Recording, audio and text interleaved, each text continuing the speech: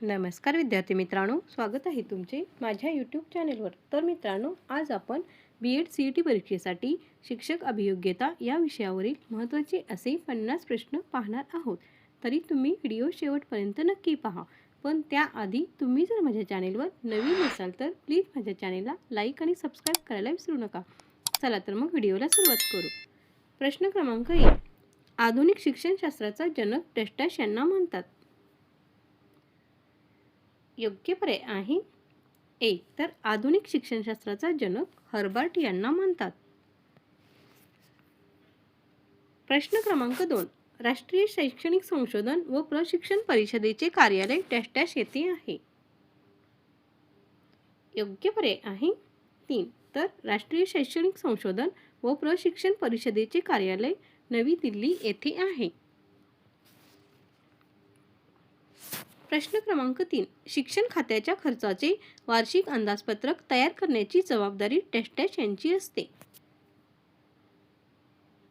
योग्य पर्याय आहे 3, तर शिक्षण खात्याच्या खर्चाचे वार्षिक अंदाजपत्रक तयार करण्याची जबाबदारी शिक्षण संचालक यांची असते। प्रश्न क्रमांक 4, डॅश डॅश हे विद्यापीठाचे कुलपती असतात। योग्य पर्याय आहे 3, तर राज्यपाल हे विद्यापीठाचे कुलपती असतात। प्रश्न क्रमांक 5, मॉन्टेसरी पद्धतीच्या तत्वांमध्ये डॅश डॅश याचा समावेश नाही। योग्य पर्याय आहे 4, तर मॉन्टेसरी पद्धतीच्या तत्वांमध्ये सामाजिक शिक्षण याचा समावेश नाही। प्रश्न क्रमांक 6, प्रोग्राम्ड लर्निंग म्हणजे डॅश डॅश होय। योग्य पर्याय आहे 2, तर प्रोग्राम्ड लर्निंग म्हणजे क्रमन्वित अध्ययन होय। प्रश्न क्रमांक 7, शैक्षणिक समाजशास्त्राच्या मते अत्यंत प्रभावशाली अनौपचारिक संस्था डॅश डॅश ही होय। योग्य पर्याय आहे 2, तर शैक्षणिक समाजशास्त्राच्या मते अत्यंत प्रभावशाली अनौपचारिक संस्था कुटुंब ही होय। प्रश्न क्रमांक 8, एखाद्या व्यक्तीच्या बुद्धी गुणांकाबाबत खालीलपैकी कोणते विधान अचूक आहे। योग्य पर्याय आहे 3, तर बुद्धी गुणांक व्यक्तीच्या आयुष्यभर बदलत नाही, हा व्यक्तीच्या बुद्धी गुणांकाबाबत हे विधान अचूक आहे। प्रश्न क्रमांक 9, क्रीडा शिक्षण पद्धती डॅश डॅशशी संबंधित आहे। योग्य पर्याय आहे 1, तर क्रीडा शिक्षण पद्धती ही निसर्गवादाशी संबंधित आहे। प्रश्न क्रमांक 10, शैक्षणिक संधी समानता म्हणजे डॅश डॅश होय। योग्य पर्याय आहे 3, तर शैक्षणिक संधी समानता म्हणजे प्रत्येकाच्या पात्रतेनुसार शिक्षण पुरविणे होय। प्रश्न क्रमांक 11, भारतातील इंग्रजी शिक्षणाचा मॅग्ना कार्टा कोणास म्हणतात। योग्य पर्याय आहे 1, तर भारतातील इंग्रजी शिक्षणाचा मॅग्ना कार्टा असे वूडचा खलिता यास म्हणतात। प्रश्न क्रमांक 12, नॅकचे मूल्यांकन डॅश डॅश यांना अनिवार्य आहे। योग्य पर्याय आहे 2, तर नॅकचे मूल्यांकन उच्च शिक्षण क्षेत्रातील संस्था, महाविद्यालय व विद्यापीठे यांना अनिवार्य आहे। प्रश्न क्रमांक 13, डॅश डॅश ही शिक्षकाची सामाजिक जबाबदारी आहे। योग्य पर्याय आहे 2, तर अशिक्षितांना शिक्षित करणे ही शिक्षकाची सामाजिक जबाबदारी आहे। प्रश्न क्रमांक 14, वर्गामध्ये प्रभावीरित्या अध्यापन करण्यासाठी डॅश डॅश। योग्य पर्याय आहे 3, तर वर्गामध्ये प्रभावीरित्या अध्यापन करण्यासाठी विद्यार्थ्यांसोबत दुहेरी संदेशवहन असावे। प्रश्न क्रमांक 15, मेंदूच्या क्रमशः विचार करण्याच्या क्षमतेचे मोजमाप म्हणजे डॅश डॅश होय। योग्य पर्याय आहे 3, तर मेंदूच्या क्रमशः विचार करण्याच्या क्षमतेचे मोजमाप म्हणजे बुद्धी गुणांक होय। प्रश्न क्रमांक 16. मेंदूच्या संलग्न विचारक्षमतेचे मोजमाप म्हणजे डॅश डॅश होय. योग्य पर्याय आहे 1. तर मेंदूच्या संलग्न विचारक्षमतेचे मोजमाप म्हणजे भावनात्मक बुद्ध्यांक होय. प्रश्न क्रमांक 17. समाजामध्ये शिक्षकांची भूमिका महत्त्वाची समजली जाते कारण. योग्य पर्याय आहे 3. तर समाजामध्ये शिक्षकांची भूमिका महत्त्वाची समजली जाते कारण तो विद्यार्थ्यांना उचित दिशा दिग्दर्शन करू शकतो. प्रश्न क्रमांक 18. राष्ट्रीय एकात्मता वाढविण्यासाठी सर्वात प्रभावशाली मार्ग डॅश डॅश होय.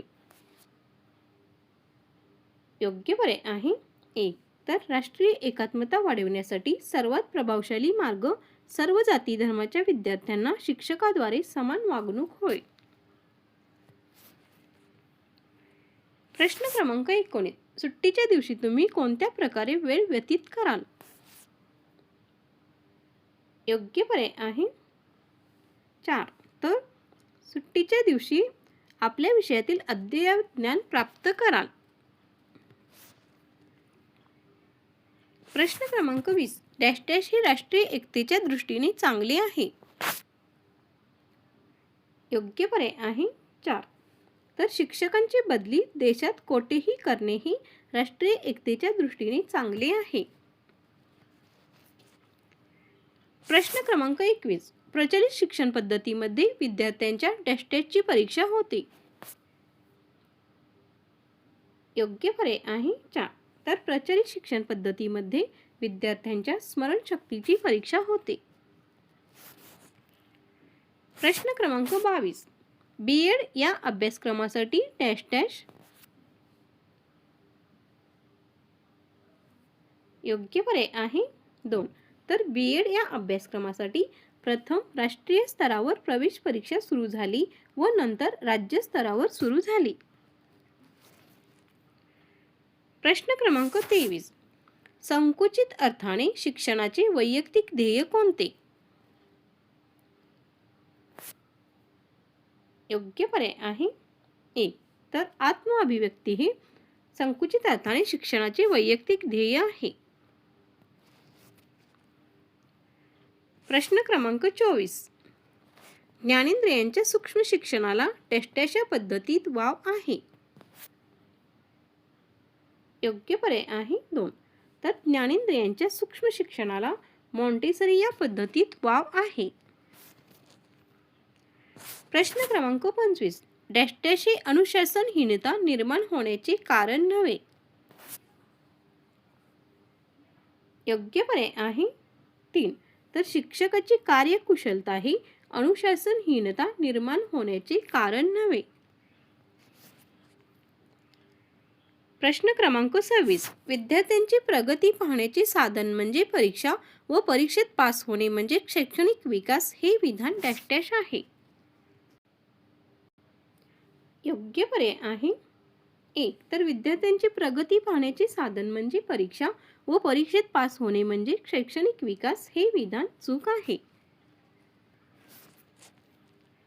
प्रश्न क्रमांक 27. शैक्षणिक दर्जा सुधारण्यासाठी डॅश डॅश. योग्य पर्याय आहे 1. तर शैक्षणिक दर्जा सुधारण्यासाठी परीक्षा पद्धतीत सुधारणा होणे आवश्यक आहे.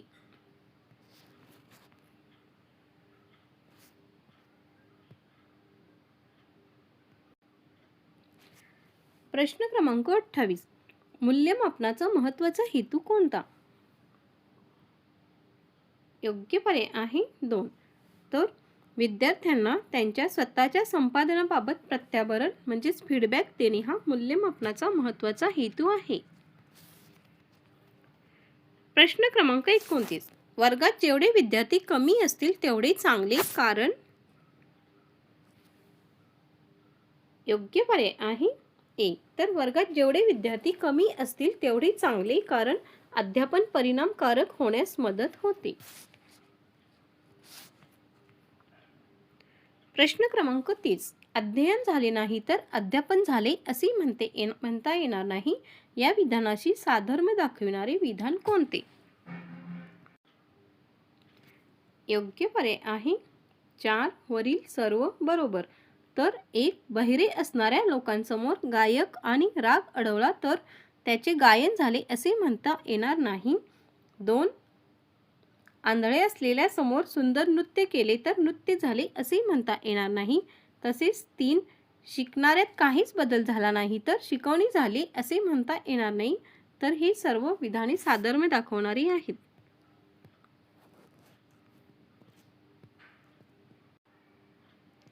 प्रश्न क्रमांक 31. तुम्ही वर्गात प्रथमच अध्ययन करण्याकरिता गेले असता विद्यार्थ्यांना पाठ समजला नाही म्हणून गोंधळ केला तर तुम्ही डॅश डॅश कराल. योग्य पर्याय आहे 3.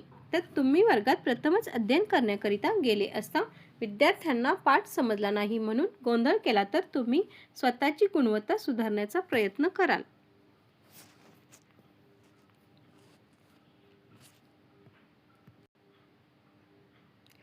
प्रश्न क्रमांक 32. खालीलपैकी कोणते विधान बालकेंद्रित पद्धतीस लागू होत नाही? योग्य पर्याय आहे 3. तर बालकाच्या इच्छेनुसार व मर्जीनुसार त्याला शिकवले जाते हे विधान बालकेंद्रित पद्धतीस लागू होत नाही. प्रश्न क्रमांक 33. समकल्पना कोश थिसॉरस म्हणजे डॅश डॅश होय. योग्य पर्याय आहे 1. तर समकल्पना कोश म्हणजे भाषा वापरासाठी तत्काळ उपयोगी पडणारा संदर्भ ग्रंथ होय. प्रश्न क्रमांक 34. खालीलपैकी कोणते विधान पूर्व प्राथमिक शिक्षणाच्या बाबतीत चूक आहे? योग्य पर्याय आहे 3. तर या शिक्षणात पाठांतरावर जास्त भर दिला जातो हे विधान पूर्व प्राथमिक शिक्षणाच्या बाबतीत चूक आहे. प्रश्न क्रमांक 35. वर्गातील आदान-प्रदान लोकशाहीवादी होण्यासाठी खालीलपैकी कोणता मार्ग उपयुक्त ठरू शकेल? योग्य पर्याय आहे 3. तर वर्गाध्यापनात प्रश्नांचा वापर केल्यामुळे वर्गातील आदान-प्रदान लोकशाहीवादी होण्यासाठी हा मार्ग उपयुक्त ठरू शकेल. प्रश्न क्रमांक 36. प्राध्यापकांसाठी पात्रता परीक्षा लागू करणे डॅश डॅश. योग्य पर्याय आहे 1. तर प्राध्यापकांसाठी पात्रता परीक्षा लागू करणे योग्य आहे कारण त्यामुळे अभ्यासू व लायक उमेदवारास संधी मिळेल. प्रश्न क्रमांक 37. विद्यार्थ्यांच्या सर्वांगीण विकासासाठी त्यांचे चारित्र्य घडविण्यासाठी व त्यांच्या सुप्त कलागुणांना वाव देण्यासाठी डॅश डॅश कार्यक्रमाची आवश्यकता असते. योग्य पर्याय आहे 1. तर विद्यार्थ्यांच्या सर्वांगीण विकासासाठी त्यांचे चारित्र्य घडविण्यासाठी व त्यांच्या सुप्त कलागुणांना वाव देण्यासाठी सहशालेय उपक्रमाची या कार्यक्रमाची आवश्यकता असते. प्रश्न क्रमांक 38. वर्गात नवीन विषय शिकवण्यास सुरुवात करताना योग्य पर्याय आहे 2. तर वर्गात नवीन विषय शिकवण्यास सुरुवात करताना सुरुवातीला विषयाची स्थूल रूपरेषा विद्यार्थ्यांना सांगावी. प्रश्न क्रमांक 39. शिक्षकाने वर्गातील अध्यापनात प्रश्न विचारावे कारण त्यामुळे डॅश डॅश. योग्य पर्याय आहे 2. तर शिक्षकाने वर्गातील अध्यापनात प्रश्न विचारावे कारण त्यामुळे विद्यार्थ्यांचा अध्ययन अध्यापन प्रक्रियेतील सहभाग वाढविता येतो. प्रश्न क्रमांक 40. डॅश डॅश हा प्रचलित परीक्षा पद्धतीतील प्रमुख दोष आहे. योग्य पर्याय आहे 4 वरील सर्व. तर 1. उत्तरपत्रिकांचे मूल्यांकन नीट होत नाही. 2. परीक्षेच्या प्रश्नपत्रिका अगोदरच फुटतात. तसेच 3. विद्यार्थ्यांच्या फक्त ज्ञानाचीच चाचणी होते व इतर पैलूंचा विचार केला जात नाही. हा प्रचलित परीक्षा पद्धतीतील प्रमुख दोष आहे. प्रश्न क्रमांक 41. ऑपरेशन ब्लॅकबोर्ड हा कार्यक्रम डॅश डॅशसाठी अस्तित्वात आला. योग्य पर्याय आहे 4 वरील सर्व. तर ऑपरेशन ब्लॅकबोर्ड हा कार्यक्रम एक प्राथमिक शाळेत व एक शिक्षकी शाळेत मूलभूत सुविधा देणे, 2 शालेय व महाविद्यालयीन शिक्षकांना अनिवार्यपणे फळ्याचा वापर करण्यास लावले लावणे. तसेच 3 राज्यातील सर्व शाळांना शासनामार्फत खडू फळा पुरविणे यासाठी अस्तित्वात आला. प्रश्न क्रमांक 42. वर्ग प्रतिनिधी कोणाला कराल? योग्य पर्याय आहे 1. तर वर्गाने निवडलेल्या विद्यार्थ्याला वर्ग प्रतिनिधी कराल. प्रश्न क्रमांक 43. आजकाल अध्यापक संघटनेच्या बाबतीत खालील दोष आढळून येतात. योग्य पर्याय आहे 4. वरील सर्व. तर 1. संघटनांना आलेले राजकीय स्वरूप. 2. बौद्धिक व व्यावसायिक सुधारणांचा अभाव. तसेच 3. शैक्षणिक बाबींपेक्षा इतर बाबीत रस घेणे हा आजकाल अध्यापक संघटनेच्या बाबतीतील दोष आहे. प्रश्न क्रमांक 44. डॅशची प्राथमिक शिक्षणाची उद्दिष्टे आहेत. योग्य पर्याय आहे 4. वरील सर्व. तर 1. मुलांना निरीक्षण, शोधकृती व स्वयं अध्ययनाचा विकास करणे. 2. राष्ट्रीय व भावनात्मक ऐक्य निर्माण करणे. तसेच 3. सुजाण व सुबुद्ध व जबाबदार नागरिक तयार करणे ही प्राथमिक शिक्षणाची उद्दिष्टे आहेत. प्रश्न क्रमांक 45. वार्षिक अभ्यास नियोजनासाठी खालीलपैकी कोणती कृती महत्त्वाची आहे? योग्य पर्याय आहे 4. तर वार्षिक अभ्यास नियोजनासाठी पाठ्यक्रम म्हणजे सिलेबस अभ्यासणे ही कृती महत्त्वाची आहे. प्रश्न क्रमांक 46. डॅशची प्रौढ शिक्षणाचे मुख्य उद्दिष्ट आहे. योग्य पर्याय आहे 1. तर जाणीव जागृती करणे हे प्रौढ शिक्षणाचे मुख्य उद्दिष्ट आहे. प्रश्न क्रमांक 47. आज भारतातील उच्च शिक्षण क्षेत्राला संख्यात्मक वाढीची समस्या भेडसावत आहे. त्यावर उत्तम उपाय म्हणजे डॅश होय. योग्य पर्याय आहे 4. तर आज भारतातील उच्च शिक्षण क्षेत्राला संख्यात्मक वाढीची समस्या भेडसावत आहे. त्यावर उत्तम उपाय म्हणजे जीवनभर अध्ययन करण्यासाठी पर्यायी संधी उपलब्ध करून द्यावी. प्रश्न क्रमांक 48. शिक्षकाच्या कोणत्या कृतीमुळे विद्यार्थी स्वयं अभ्यासाकडे वळतील? योग्य पर्याय आहे 3. तर ग्रंथालयाच्या वापराबाबत विद्यार्थ्यांचे उद्बोधन करणे यामुळे विद्यार्थी स्वयं अभ्यासाकडे वळतील. प्रश्न क्रमांक 49. शिक्षण म्हणजे केवळ उपजीविकेचे वा उदरनिर्वाहाचे साधन नव्हे हे विधान डॅश आहे. योग्य पर्याय आहे 2. तर शिक्षण म्हणजे केवळ उपजीविकेचे वा उदरनिर्वाहाचे साधन नव्हे हे विधान बरोबर आहे. तर शेवटचा प्रश्न क्रमांक 50. शालेय गुणवत्ता वाढविण्यासाठी पुढील कोणते उपाय कराल? योग्य पर्याय आहे 1. तर शालेय गुणवत्ता वाढविण्यासाठी संगणक उपलब्ध करून द्याल. तर मित्रांनो, असेच नवनवीन व्हिडिओ पाहण्यासाठी माझ्या चॅनेलला नक्कीच सबस्क्राईब करा व बेल आयकॉनलाही प्रेस करायला विसरू नका, म्हणजे तुम्हाला माझ्या नवनवीन व्हिडिओचे नोटिफिकेशन मिळत जाईल. धन्यवाद.